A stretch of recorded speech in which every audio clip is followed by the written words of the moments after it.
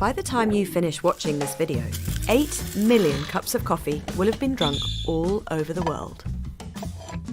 Coffee has been consumed for at least 1,500 years, and some say its impact is so great that it helped fuel the Enlightenment, which gave rise to some of the big ideas that underpin the world as we know it. The main active ingredient of coffee is caffeine, which is considered the most widely consumed psychoactive drug on the planet. So where does coffee come from, and what does it do to us when we drink it? Coffee comes from the fruit of the Coffea arabica plant that originated in Ethiopia. One story claims a 9th century goat herder called Kaldi saw his goats were more full of energy after eating coffee berries, so he had a bite too. Historic records suggest the Sufis of Yemen roasted the seed of the coffee berry to create the beverage we recognise today. In the 15th century, the first coffee houses began to appear across the Ottoman Empire before spreading to Europe in the following centuries. Coffee houses in Europe became a space for discussing business, politics, and new ideas. One academic, Jürgen Habermas, even says without coffee, we might not have had the Enlightenment. Philosophers like Kant and Voltaire, who is said to have drunk as many as 72 cups a day, started to question the Catholic Church's interpretation of the world.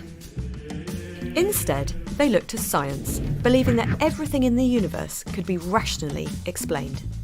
This so-called Age of Enlightenment radically changed the world as we knew it. It led to the overthrow of monarchs, the growth of democracy, and numerous scientific discoveries. Coffee also fueled the slave trade.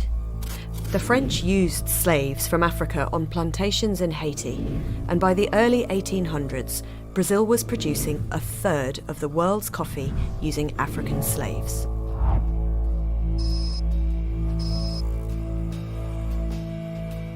Did coffee give rise to capitalism too?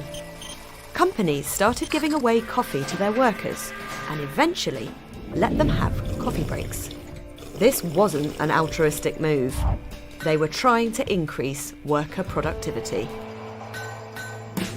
Fast forward to the present, and 2 billion cups of coffee are consumed every day. It's a $90 billion a year industry, and more than that, it is a fundamental social part of everyday life for billions of people.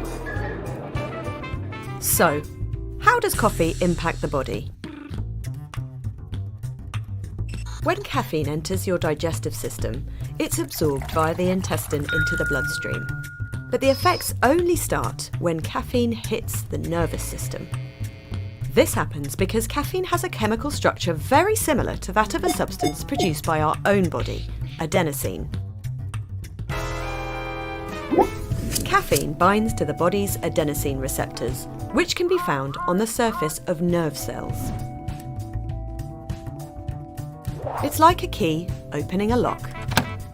Adenosine is known to slow down the sympathetic nervous system. It reduces your heart rate and generates a state of drowsiness and relaxation. By blocking these receptors, caffeine generates the opposite effect. Your blood pressure, for example, may increase slightly, especially if you are not used to drinking coffee often. The same goes for brain activity. Caffeine stimulates the brain, suppresses hunger, and helps you stay in a state of alertness so you can concentrate for longer.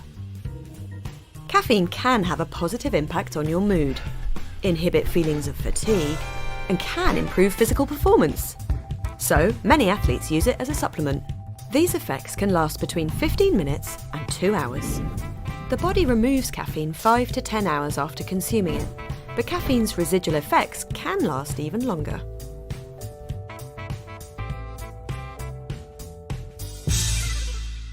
If you want to optimise caffeine's effects on your body, experts suggest abstaining from caffeine in the afternoon so your cup of coffee the following morning has more impact. Coffee also requires care when it's drunk. For healthy adults, the recommended maximum limit is 400 milligrams of caffeine a day. That's about 4 or 5 cups of coffee.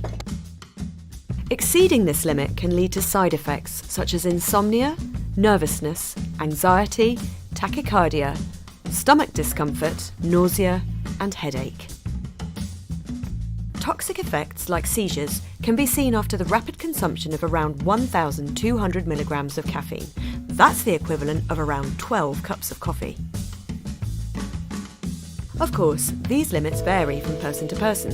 Some people are genetically more sensitive to caffeine. But when drunk in moderation, coffee can be good for your health. For instance, it's associated with a reduced risk for type 2 diabetes, cardiovascular disease, some cancers, and Parkinson's. And these health gains aren't just linked to caffeine. Coffee has other beneficial substances, such as chlorogenic acid, a potent antioxidant that may reduce the risk of many diseases. So, next time you grab a cup of coffee, you might not look at it the same again.